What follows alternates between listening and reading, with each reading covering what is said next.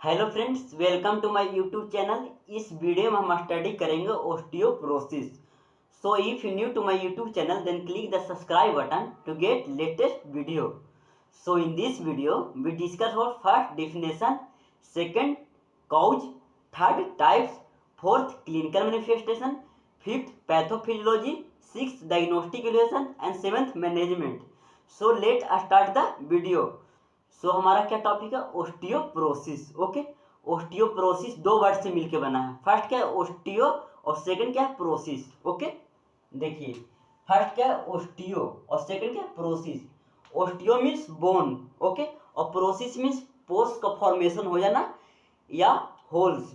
Means अगर इसको normal term में कहा जाए तो बोन्स में होल्स का फॉर्मेशन हो जाना या पोर्स का फॉर्मेशन हो जाना, उस तो उसे क्या कहा जाएगा? ओस्टियोप्रोसिस कहा जाएगा।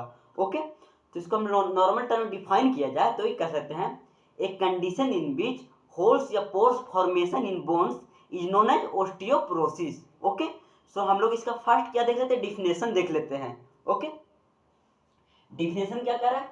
It is a related to metabolic disease. ये क्या है? एक मेटाबॉलिक डिजीज है। Okay, in which bone matrix is lost.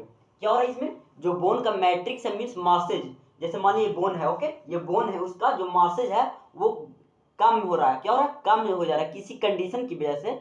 उसका जो मास है वो कम हो रहा है। उस कंडीशन से क्या हो रहा है? Thereby weakening the bone. जो सब मास कम हो रहा है बोन्स का, उस कंडीशन की वजह से बोन क्या कर रहा है? वीक हो जा रहा है, मीन्स कमजोर होता जा रहा है। ओके, उस कंडीशन से क्या हो रहा है? Making them more sustainable to fracture. इस कंडीशन से क्या होगा? बोन क्या हो रहा है? वीक हो रहा है। उस कंडीशन से अगर इस पर कोई भी इस पर वजन पड़ेगा तो उस कंडीशन में क्या हो सकता है? ये फ्रैक्चर कर सकता है। मीन्स कहने का मतलब है, मान लीजिए इसमें ओस्टियोप्रोसिस हुआ, ये बोन है उसमें ओस्टियोप्रोसिस हुआ तो इसका मास कमेगा। मास कमने से क्या होगा? ये वीक होगा। क्या होगा? कमजोर होगा। कमजोर होने की वजह से यदि हम कोई भी वजन दार चीज उठाएंगे तो क्या होगा? वो इससे क्या होगा? ये ब्रेक डाउन कर सकता है, फ्रैक्चर कर सकता है। ओके, तो इसमें मोस्ट कॉमन कौन कौन सी जगह पोर्शन पर हो सकता है ऑस्टियोपोरोसिस, वो देख लेते हैं। देखिए, in this condition mostly three bones are affected. इसमें तीन बोन्स अफेक्ट कर रहा है। पहला क्या है? Wrist bone. रिस्ट बोन में क्या हो गया? ये बोन, ये क्या हुआ? रिस्ट बोन हो गया।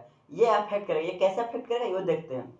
अगर इसमें ओस्टियोप्रोसिस हुआ, क्या हुआ? ओस्टियोप्रोसिस हुआ तो ये कमजोर होगा और इसे हम कोई वजनदार सामान उठाएंगे, ठीक है, जिसमें वेट रहेगा, तो वो उठाएंगे तो इससे क्या होगा? यहाँ पर ब्रेकडाउन हो सकता है। क्या हो सकता है? ब्रेकडाउन हो सकता है या फ्रैक्चर हो सकता है। ओके, ये कंडीशन है। सेकंड क्या है? Hip bone. हिप बोन क्या होगा?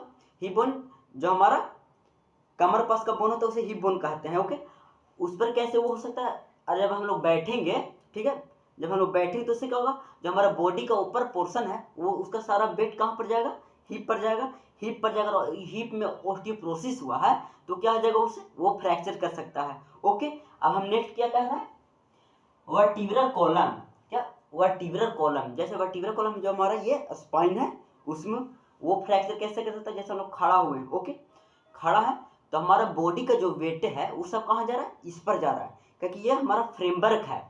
हमारे बॉडी का क्या है? ये वर्टिब्रल कॉलम फ्रेमवर्क है और इस पर वेट जाएगा और इसमें ओस्टियोपोरोसिस हुआ है तो वो क्या करेगा? उससे वो ब्रेकडाउन कर सकता है। ओके, अब जो बोन ओस्टियोप्रोसिस होता है उसमें दो चीज होता है। जो बोन होता है उसमें दो कंडीशन होते रहता है।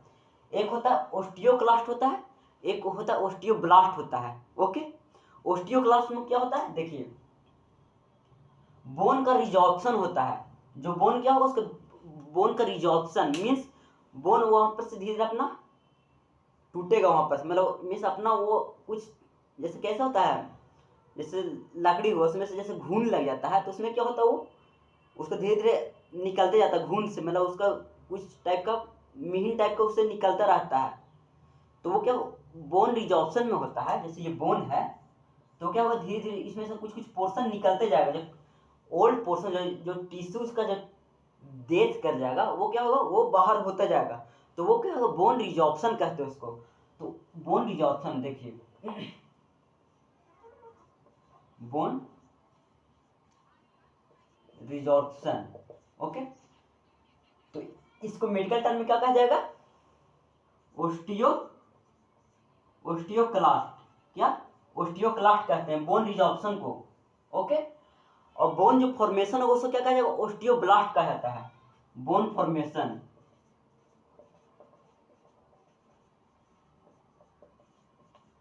बोन फॉर्मेशन का क्या आ जाएगा, ओस्टियोब्लास्ट,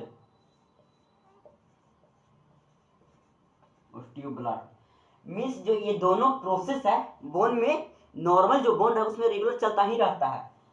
बोन कुछ रिजॉल्व करेगा, मीन्स कुछ उसमें से क्या होगा, पार्ट्स बाहर है, जो टिश्यू डेथ कर वो बाहर होता रहेगा, और जो बोन फॉर्मेशन है, जो टिश्यू जो डेथ कर गया है वो हट के उसके जगह क्या होगा, नया बोन का फॉर्मेशन होता रहेगा। तो ये दोनों प्रक्रिया जो प्रोसेस है वो बोन में होता ही रहता है, ये जो बोन है उसमें होता ही रेगुलर। लेकिन ओस्टियोप्रोसिस की कंडीशन में क्या होता है, जो बोन का रिजॉर्प्शन है ये प्रोसेस इंक्रीज कर जाता है। क्या होता है, इंक्रीज कर जाता है। ये प्रोसेस क्या होता है, इंक्रीज कर जाता है। इस कंडीशन की वजह से जितना रिजॉर्प्शन होता है उतना फॉर्मेशन होता था नॉर्मल बोन में, बट ये कंडीशन की वजह से बोन में ज्यादा क्या होगा, बोन का टिश्यू का वहां पर से हटेगा, बोन से टिश्यू का हटते जाएगा। इससे क्या होगा, बोन में होल का फॉर्मेशन होता रहेगा। इससे क्या होगा, बोन में होल का फॉर्मेशन ज्यादा होने लगेगा। ओके, नेक्स्ट क्या है, causes and risk factors. So first हम लोग क्या देखते हैं, lack of calcium and phosphate salt. अगर हमारे बॉडी में कैल्शियम साल्ट और फॉस्फेट साल्ट की कमी हो जाएगा तो उस कंडीशन से क्या होगा, हमारे बॉडी में जो बोन है वो वीक हो जाएगा। ओके, क्योंकि कैल्शियम जो है वो बोन का फॉर्मेशन में हेल्प रखता है, बोन को स्ट्रॉन्ग करने में हेल्प करता है। ओके, नेक्स्ट क्या, पोस्ट मेनोपॉजल वोमेन। क्या होगा, पोस्ट मेनोपॉजल वोमेन में क्या होता है, मेनोपॉज जब रहता है पेशेंट को, जब पर्सन का मेनोपॉज बंद हो जाएगा तो उस कंडीशन से क्या होगा, ईस्ट्रोजन का लेवल हमारे जो वोमेन का बॉडी है उसमें डिक्रीज कर जाएगा, और जो ईस्ट्रोजन है वो बोन का फॉर्मेशन में हेल्प करता है। तो जब मेनोपॉज हो जाएगा वोमेन को तो उससे क्या होगा, ईस्ट्रोजन का लेवल हमारे ब्लड में डिक्रीज कर जाएगा। उस कंडीशन से क्या होगा, बोन का फॉर्मेशन नहीं हो पाएगा। ओके, और बोन का सही से फॉर्मेशन नहीं हो पाएगा, उसको कैल्शियम नहीं मिल पाएगा, तो उससे क्या होगा, ऑस्टियोपोरोसिस होगा। ओके, नेक्स्ट क्या है, एवब एज 40 to 50। और जब एज 40 और 50 से एवब हो जाएगा तो उस कंडीशन से क्या होगा, बोन का फॉर्मेशन नहीं हो पाएगा और बोन का डिजेनरेशन होने लगता है। बोन का फॉर्मेशन नहीं हो रहा है बट बोन का डिजेनरेशन रेगुलर बेसिस पर होता जा रहा है, तो उस कंडीशन से क्या होगा, पर्सन को ऑस्टियोपोरोसिस हो सकता है। ओके, नेक्स्ट क्या है, क्रोनिक इलनेस। अगर लगातार पर्सन इल रह रहा है, बहुत दिन से वो बीमार रह रहा है, तो उससे क्या होगा, उसको बॉडी में हार्मोनल इम्बैलेंस हो सकता है। ओके, हार्मोनल इम्बैलेंस होगा, उसकी इम्यूनिटी कम होगा। उस कंडीशन की वजह से क्या होगा, उसको ऑस्टियोपोरोसिस हो सकता है। ओके, नेक्स्ट क्या है, मेडिकेशन, कॉर्टिकोस्टेरॉइड। क्या होता है, जो कॉर्टिकोस्टेरॉइड है वो बॉडी में कैल्शियम को फॉर्मेशन को रोकता है, जो ऑब्जर्व करता है बोन, जो बोन है वो क्या करता है, कैल्शियम को जो ऑब्जॉर्प्शन करना है बोन को, ये बोन है और ये क्या है, कैल्शियम। तो कॉर्टिकोस्टेरॉइड ज्यादा मात्रा में लेने से क्या होगा, वो ब्लॉक करता है, ये रास्ता को ब्लॉक कर देगा, और जो बोन है वो कैल्शियम को नहीं ले पाएगा। उससे क्या होगा, बोन वीक हो जाएगा। क्या होगा, वो बोन वीक होने लगेगा, उसका बोन का फॉर्मेशन नहीं होगा, और उसका जो ऑब्जॉर्प्शन हो रहा है वो तो रेगुलर बेसिस पे हो रहा है, और कॉर्टिकोस्टेरॉइड लेने की वजह से इसका बोन का फॉर्मेशन नहीं होगा, तो उससे क्या होगा, पर्सन को ऑस्टियोपोरोसिस हो सकता है। ओके, और क्या होगा, फॉर एक्सेसिव थायराइड रिप्लेसमेंट। इससे क्या होगा, ज़्यादा थायराइड रिप्लेसमेंट होगा तो उससे क्या होगा, बॉडी में हार्मोनल इम्बैलेंस होगा, हार्मोनल इम्बैलेंस होगा, उस कंडीशन से भी हो सकता है। ओके, नेक्स्ट क्या कर रहा है, calcium and vitamin D deficiency. अगर बॉडी में कैल्शियम और विटामिन डी की डिफिशियंसी होगा तो इससे क्या होगा, बोन का सही से फॉर्मेशन नहीं होगा। ओके, उस कंडीशन से हो सकता है। नेक्स्ट क्या कह रहा है, फैमिली हिस्ट्री। अगर फैमिली में किसी को हुआ है तो वो चांसेस रहेगा उसको जो नेक्स्ट जनरेशन रहेगा उसमें होगा, या और जो अभी का प्रेजेंट जनरेशन है उससे पहले उसको पेरेंट्स को हुआ या ग्रैंड पेरेंट्स को हुआ या किसी और को उनको फैमिली में पीछे हुआ है प्रीवियस में, तो चांसेस इंक्रीज आएगा कि उसको चाइल्ड में भी होगा। ओके, नेक्स्ट क्या करें, smoking and alcohol habit. Regular basis पर अल्कोहल और क्या स्मोकिंग करेगा पर्सन तो उस कंडीशन से क्या हो सकता है, ऑस्टियोपोरोसिस हो सकता है। ओके, क्योंकि ये क्या करेगा, हमारे जो मेटाबॉलिक प्रोसेस है बॉडी में उसको ये इम्बैलेंस कर देगा। ओके। एक्सेसिव कैफीन इंटेक, ज़्यादा कैफीन लेने से भी हो सकता है हमारे बॉडी में क्या होगा, हार्मोनल की इम्बैलेंस कर सकते हैं, मेटाबॉलिक को ये अथी कर सकता है, इम्बैलेंस कर सकता है, वो कंडीशन से हो सकता है ऑस्टियोपोरोसिस। नेक्स्ट क्या कह रहा है,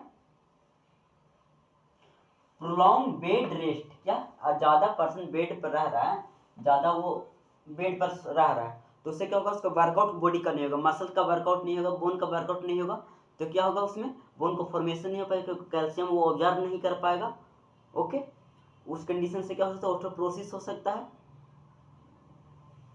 नेक्स्ट क्या है, इमोबिलाइजेशन ऑफ पार्ट, कोई पार्ट है, ये पोर्शन है, ओके, इसका हम इमोबिलाइजेशन, इसका कोई फंक्शन ही नहीं करेंगे, तो जब ये फंक्शन नहीं करेगा तो क्या होगा, इसके ऊपर जो टिश्यू है वो डेथ करने लगेगा, क्या होगा, टिश्यू डेथ करने लगेगा, ये अपना जो टिश्यू अपना फंक्शन नहीं कर पाएगा, उससे क्या होगा, वहाँ पर कैल्शियम का ऑब्जर्प्शन नहीं हो पाएगा, कैल्शियम का जो ऑब्जर्प्शन नहीं होगा तो उससे क्या हो सकता है, वहाँ पर जो फॉर्मेशन बोन का नहीं हो पाएगा, वहाँ पर डिस्ट्रॉय हो रहा है लेकिन वहाँ पर फॉर्मेशन नहीं हो पाएगा, क्योंकि यहाँ पर ब्लड सही से सर्कुलेट नहीं कर पाएगा, क्योंकि अपना मूवमेंट जब नहीं करेगा तो क्या होगा, ब्लड सर्कुलेशन नहीं कर पाएगा, जब ब्लड सर्कुलेशन नहीं कर पाएगा तो न्यूट्रिएंट्स को इसको पास नहीं ले जा पाएगा, जब वो न्यूट्रिएंट्स को यहाँ पर जब नहीं ले जा पाएगा ये पोर्शन पार्ट, तो क्या होगा, ये इसमें ऑस्टियोपोरोसिस हो सकता है। ओके, अब हम नेक्स्ट क्या देखते हैं, इसका साइन एंड सिम्टम्स देखते हैं। ओके, फर्स्ट क्या कह रहा है, acute pain with movement, movement करने पर क्या होगा, अक्यूट पेन होगा। ओके, जो पोर्शन में ऑस्टियोपोरोसिस रहेगा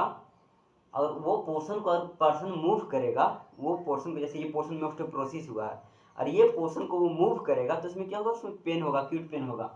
बैक पेन वाइल बेंडिंग, और क्या होगा, जब हमारा स्पाइन में ऑस्टियोपोरोसिस रहेगा तो क्या होगा, बैक में जब हम लोग बेंड करेंगे ऐसे तो क्या होगा, पेन होगा। ओके, नेक्स्ट क्या कर रहा है, पेन इन अफेक्टेड एरिया, जहाँ अफेक्टेड एरिया ऑस्टियोपोरोसिस जो अफेक्टेड एरिया है वहाँ पर क्या होगा, पेन होगा। ओके, अब नेक्स्ट है काइपोसिस ऑफ डोर्सल स्पाइन, क्या होगा काइपोसिस, अब क्या देखते हैं काइपोसिस क्या होता है, इसमें होता है जो हमारा थोरैकिक होता है, हमारा वर्टिब्रा कॉलम में थोरैकिक होता है, उसमें क्या होता है, वो बेंड करता है, आगे की ओर मूव जाता है, आउटवर्ड की ओर निकल जाता है, वो इससे पर्सन का तो आगे की ओर झुक जाता है, उसका जो बॉडी है आगे की ओर झुक जाता है, तो काइपोसिस होता है डोर्सल स्पाइन में। मीन्स कहने की जैसे नॉर्मल ये क्या स्पाइन नॉर्मल ऐसे रहेगा, ठीक है, और वो क्या था, आगे ऐसे करके ऐसे झुक जाएगा, ये क्या है, ये थोरैकिक है, वो क्या होगा, आउटवर्ड निकल जाता है तो पर्सन क्या करेगा, आगे की ओर झुक जाता है। ओके, यहाँ पर हम फिगर है वो देख लीजिए, इससे आपको ज़्यादा समझ आएगा कि काइपोसिस में क्या होता है। ओके, अब नेक्स्ट क्या करें, डिक्लाइन इन हाइट, पर्सन का क्या होगा, हाइट डिक्रीज कर जाएगा, जैसे जब जिस पर्सन का काइपोसिस होगा तो उससे क्या होगा, वो आगे की ओर झुक जाएगा तो उससे क्या होगा, उसका जो हाइट है वो डिक्रीज कर जाएगा। ओके, मल्टीपल फ्रैक्चर क्या होगा, बोन तो कमजोर हो चुका, उस कंडीशन की वजह से क्या होगा, मल्टीपल फ्रैक्चर हो सकता है। मान लिया कि यहाँ पर हुआ है, ओके, तो यहाँ पर हुआ है कहीं ऑस्टियोपोरोसिस, तो क्या होगा, यहाँ पर तो बोन जो वीक कर गया है, जब बोन वीक कर गया है तो क्या होगा, यहाँ पर ज़्यादा हम लोग वजनदार सामान उठाएंगे तो क्या होगा, यहाँ पर मल्टीपल फ्रैक्चर होने का चांसेस इंक्रीज हो जाता है। ओके, अब नेक्स्ट है वीकनेस, पर्सन क्या होगा, हमेशा वीकनेस फील महसूस करेगा, क्योंकि उसको बॉडी में ऑस्टियोपोरोसिस हुआ है, उससे क्या होगा, न्यूट्रिशन की उसको कमी हो चुका है, तो उस कंडीशन की वजह से क्या करें, पर्सन वीकनेस महसूस होगा उसको। अब नेक्स्ट क्या देख रहे हैं, डायग्नोस्टिक इवैल्यूएशन देखते हैं। ओके, इसमें क्या है, एक्सरे, और जो पोर्शन में ऑस्टियोपोरोसिस हुआ है वो पोर्शन को क्या करेगा, फाइंड आउट किया जाएगा, एक्सरे के द्वारा वॉच किया जाएगा, वो बोन को देखा जाएगा उसमें क्या कंडीशन है। ओके, अब नेक्स्ट है डुअल एनर्जी एक्सरे ऑब्जर्वेटोमेट्री या डेक्सा स्कैनिंग, ये क्या करता है, ये शो करता है जो हमारा बोन है उसमें उसका बोन का मिनरल्स का डेंसिटी शो करता है, कितना मिनरल्स नॉर्मल जितना रहना चाहिए उतना है या उससे कम है। ओके, उसके लिए क्या कहता है, डेक्सा स्कैनिंग किया जाता है, इसमें जो कैल्शियम होता है, कैल्शियम का लेवल और मिनरल का लेवल देखा जाता है, कैल्शियम का लेवल कितना है, मिनरल का लेवल कितना है, वो डेक्सा स्कैनिंग के द्वारा फाइंड आउट किया जाता है। ओके,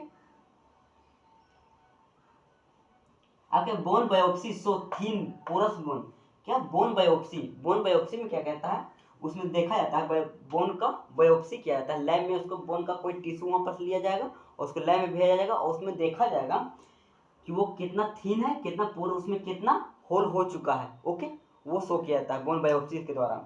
अब नेक्स्ट क्या, सेरम कैल्शियम लेवल, सीरम लेकर के, ब्लड से सीरम निकाल करके उसको क्या कहता है, उसमें कैल्शियम का लेवल वॉच किया जाता है। क्या, कैल्शियम का अमाउंट कितना है वो वॉच किया जाता है।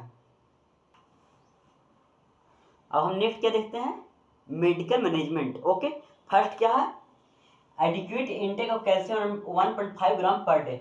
पर डे हम लोग कितना लेना है, 1.5 ग्राम लेना है पर डे। ओके, नेक्स्ट क्या कह रहा है, adequate intake of vitamin D. Vitamin D का अमाउंट लेना है कितना, 400 से 800 I unit, international unit, I मतलब इंटरनेशनल यूनिट लेना है 400 से 800। Okay, weight bearing exercise, patient को क्या बताना है, वेट बियरिंग एक्सरसाइज करना है, जो वेट उठा सके उस तरह का एक्सरसाइज इसको करवाना है। नेक्स्ट क्या कह रहा है, bisphosphonate for decrease activity of osteoclast. क्या, बाइफॉस्फोनेट एक मेडिसिन है, वो क्या करता है, इसमें मेडिसिन आता है, वो मेडिसिन क्या करता है, जो ऑस्टियोक्लास्ट है उसका एक्टिविटी को डिक्रीज करता है, मीन्स जो बोन का एब्जॉर्प्शन होता है उसको वो डिक्रीज करता है, स्लो कर देता है।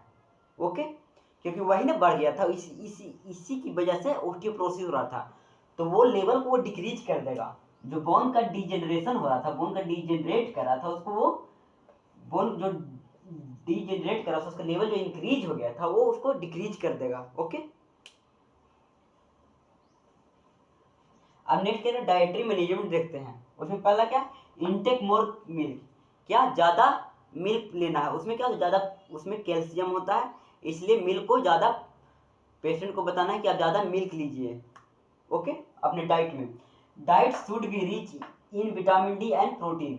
जो डाइट में विटामिन डी का ज़्यादा लेवल रहेगा, मात्रा रहेगा, और प्रोटीन का मात्रा ज़्यादा रहेगा, वो चीज़ को कहेंगे लेने के लिए। जैसे कैसे, प्रोटीन, जैसे दाल में ज़्यादा प्रोटीन होता है तो दाल ज़्यादा उसको लेने के लिए कहेंगे। ओके, नेक्स्ट क्या कह रहा है, plenty of fluid in diet. ज़्यादा से ज़्यादा अमाउंट में फ्लूइड का इंटेक करना है, उससे क्या होगा, उसको बॉडी में फ्लूइड की कमी नहीं हो पाएगी। ओके,